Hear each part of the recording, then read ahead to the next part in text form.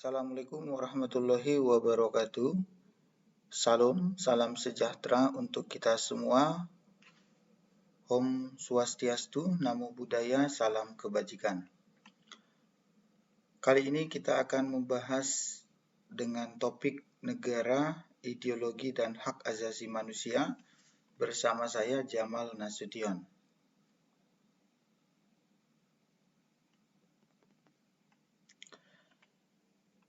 Negara didefinisikan sebagai organisasi atau badan tertinggi yang memiliki kewenangan untuk mengatur kepentingan masyarakat luas serta memiliki kewajiban untuk mensejahterakan, melindungi dan mencerdaskan kehidupan bangsa. Definisi ini juga mirip seperti apa yang ada diterangkan di pembukaan Undang-Undang Dasar 45, terutama di bagian alinea keempat. Unsur dari sebuah negara itu dibagi menjadi dua. Ada unsur yang konstitutif, yakni terdiri dari adanya penduduk atau rakyat, wilayah atau daerah, pemerintah yang berkuasa, ada dasar negara. Dasar negara ini disebut juga konstitusi atau juga adanya undang-undang dasar. Kemudian ada unsur deklaratif, yaitu adanya pengakuan dari negara lain. Jadi yang dimaksud dengan unsur konstitutif adalah unsur yang wajib ada atau sifatnya primer, sementara deklaratif adalah unsur yang sifatnya sekunder atau bisa menyusul atau belakangan. Berikut contoh soalnya. Unsur yang menentukan ada atau tidaknya suatu negara disebut dengan unsur, ya tentu seperti penjelasan sebelumnya disebut adalah unsur konsultatif. Ya, berikut adalah teori tentang negara. Ada ketuhanan, kekuasaan, perjanjian, kemudian hukum alam. Ya, ini adalah penjelasannya. Ketuhanan ini ada beberapa tokohnya seperti Stahl, Cranenburg, Thomas Aquino, Haller, dan Agustinus. Sementara di teori kekuasaan, ini ada nanti kekuasaan pada ekonomi dan kekuasaan kepada pemerintahan. Kemudian perjanjian, ini tokohnya seperti Thomas Hobbes, John Locke. John Locke ini terkenal dengan teori perjanjian masyarakat. Kemudian ada J.J. Rousseau dan Montesquieu. Dan Montesquieu dikenal dengan teorinya trias politica. Kemudian hukum alam, ini negara terjadi secara alamiah. Ini adalah teori yang tergolong lama, yakni ada tokohnya seperti Plato, Aristoteles dengan pernyataannya John Politikon bahwa manusia itu senantiasa hidup berkelompok. Kemudian ada juga Thomas Aquino. Jadi teori ketuhanan dan teori hukum alam ada nama Thomas Aquino. Kemudian ada kedaulatan. Kedaulatan ini ada kedaulatan negara dan kedaulatan hukum.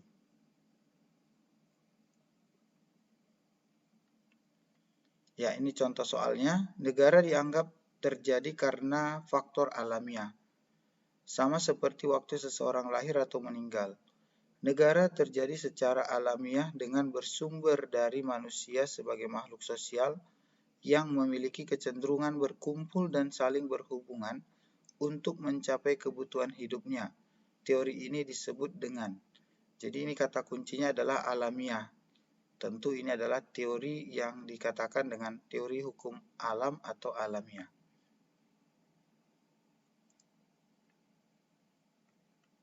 Contoh soal yang kedua, pelopor teori terbentuknya suatu negara dengan teori perjanjian adalah ini seperti yang saya jelaskan sebelumnya, bahwa teori dengan perjanjian salah satunya adalah ada J.J. Rousseau. Ya, ini dia daftar namanya, Thomas Hobbes, John Locke, J.J. Rousseau, dan Montesquieu. Jadi salah satu nama yang ada di pilihan jawaban adalah yang B, J.J. Rousseau.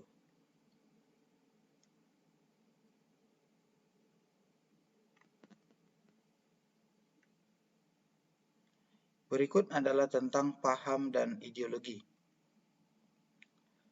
Yang dimaksud dengan ideologi adalah sebuah gagasan atau ide seperti adanya kapitalisme, sindikalisme, komunisme, liberalisme, sosialisme, Chauvinisme, dan fasisme.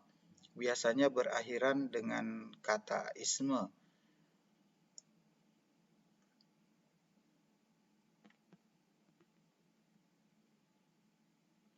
Jenis dan paham atau ideologi tersebut sangat banyak. Di sini hanya beberapa yang saya jelaskan. Kapitalisme yakni adanya kepemilikan modal, di mana pemilik modal dapat melakukan berbagai usaha untuk meraih keuntungan sebesar-besarnya. Jadi kata kapital adalah artinya modal. Kemudian ada sindikalisme, jenis sistem ekonomi yang dicetuskan sebagai pengganti kapitalisme dan alternatif bagi sosialisme negara dengan memanfaatkan federasi serikat dagang atau serikat industri kolektif. Bisa dikatakan sindikalisme ini adalah bentuk gabungan dari sosialisme dengan kapitalisme. Jadi ini dia kolaborasi antara sosialisme dan kapitalisme. Kemudian komunisme, ya ini mungkin sudah sering didengar bahwa dalam paham komunisme maka akan didahulukan kepentingan umum dibandingkan dengan kepentingan pribadi atau golongan. Jadi dalam komunisme ini pembatasan hak-hak milik pribadi itu sangat ketat. Negara-negara yang menganut paham ini seperti Korea Utara, Laos, Kuba, Vietnam, dan Tiongkok adalah negara yang menganut ideologi komunisme. Kemudian liberalisme, ini kata liberal artinya bebas. Ideologi liberal ini didasarkan pada pemahaman akan kebebasan adalah nilai politik paling utama. Pada dasarnya harapan dari dikembangkannya ideologi ini adalah untuk mencapai masyarakat yang bebas dengan ciri utama adalah kebebasan berpikir untuk setiap individu. Jadi ini seperti dua hal yang berbeda antara komunisme dan liberalisme. Walaupun ini berbeda, satu terikat, satu bebas, komunis itu terikat, liberalisme itu bebas, namun ada persamaan dari kedua ideologi ini, yakni sama-sama menolak adanya penjajahan atau kolonialisme. Baik komunisme ataupun liberalisme ini menolak penjajahan.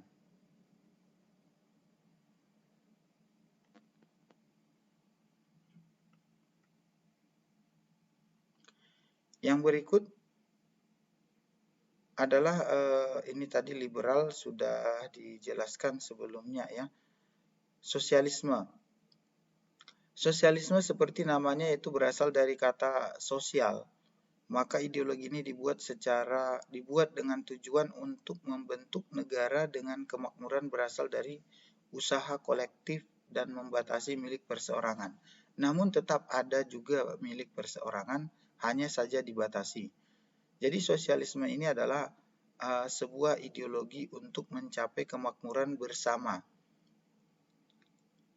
Ini sepertinya sedikit mirip-mirip dengan komunisme, hanya sosialisme itu dia lebih bisa masuk kepada ideologi lain, dapat juga menerima agama dan mengakui hak-hak perseorangan.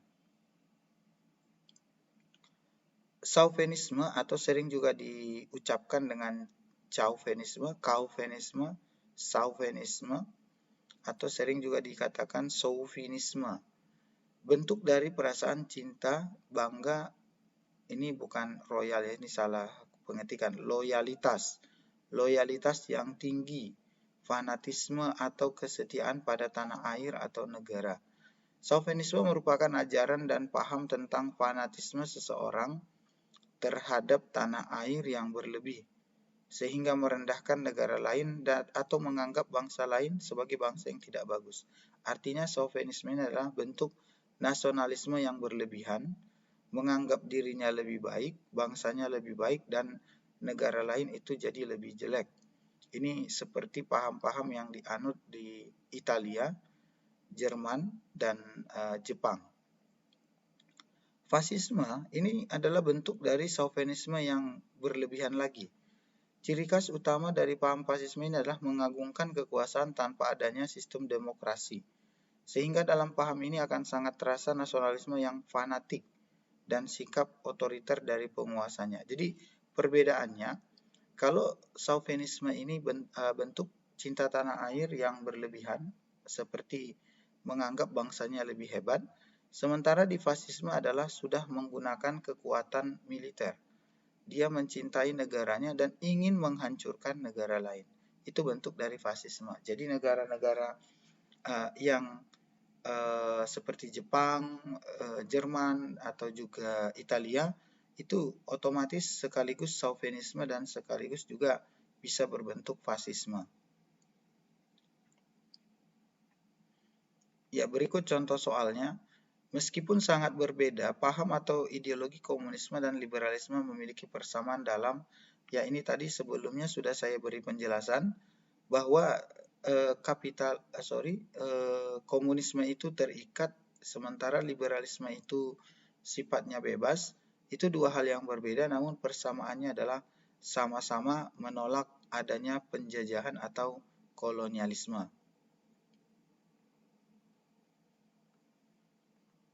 Contoh soal yang kedua, doktrin atau ajaran revolusioner yang menggunakan pekerja sebagai kontrol terhadap ekonomi dan pemerintahan di mana sistem organisasi ekonomi menempatkan para karyawan sebagai pemilik industri dan pengelolanya. Pernyataan ini adalah ideologi yang disebut dengan sindikalisme. Jadi sindikalisme ini seperti yang penjelasan saya sebelumnya adalah bentuk alternatif dari sosialisme dengan kapitalisme. Jadi ini sindikalisme ini adalah bentuk ideologi di mana karyawanlah sebagai pemilik industri dan pengelolanya.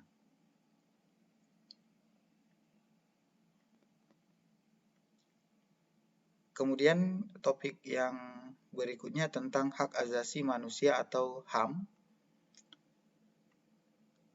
di mana definisi dari hak asasi ini adalah hak-hak dasar atau pokok manusia yang dimiliki sejak di dalam kandungan, kemudian lahir, bahkan hingga meninggal ya, yang berlaku secara universal atau secara umum dan diakui oleh semua orang, yang merupakan kodrat manusia itu sendiri yang diperoleh dari Tuhan.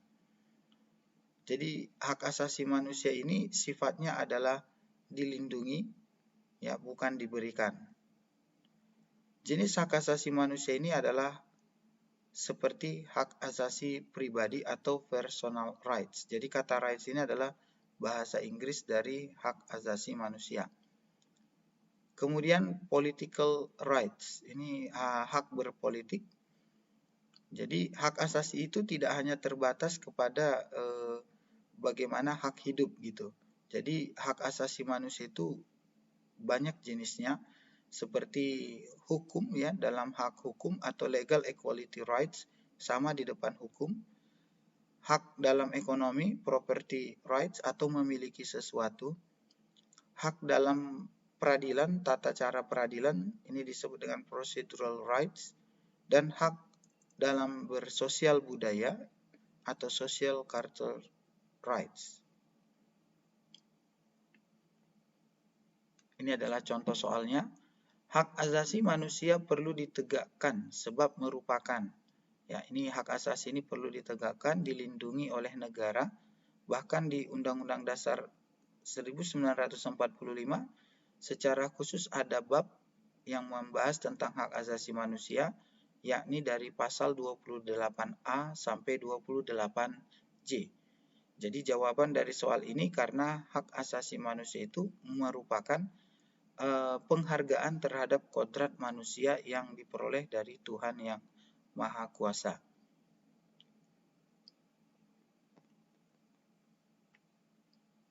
Berikut adalah contoh piagam di mana piagam-piagam ini semua adalah adanya hak asasi manusia yang terletak di dalamnya, seperti piagam Madinah pada tahun 622 harusnya ini ya, 622 Masehi, Kemudian ada Magna Carta 15 Juni 1215, Petition of Rights 1628, Habeas Corpus Act 1679, ini di Inggris ya dengan Bill of Rights 1689. Jadi Magna Carta, Petition of Rights, Habeas Corpus Act, dan Bill of Rights ini semuanya ada di Inggris.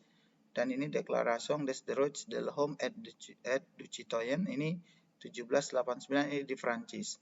Kemudian Universal Declaration of Human Rights-nya PBB, Perserikatan Bangsa-Bangsa, yang dideklarasikan ini di 10 Desember 1948. Ini contoh soalnya, Universal Independent of Human Rights atau Deklarasi Hak Asasi Manusia atau HAM sedunia. Ini berarti milik PBB.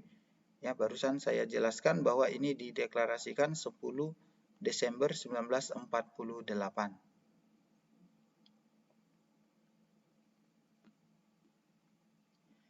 Nah, ini contoh piagam yang mengedepankan HAM yang ada di Inggris itu.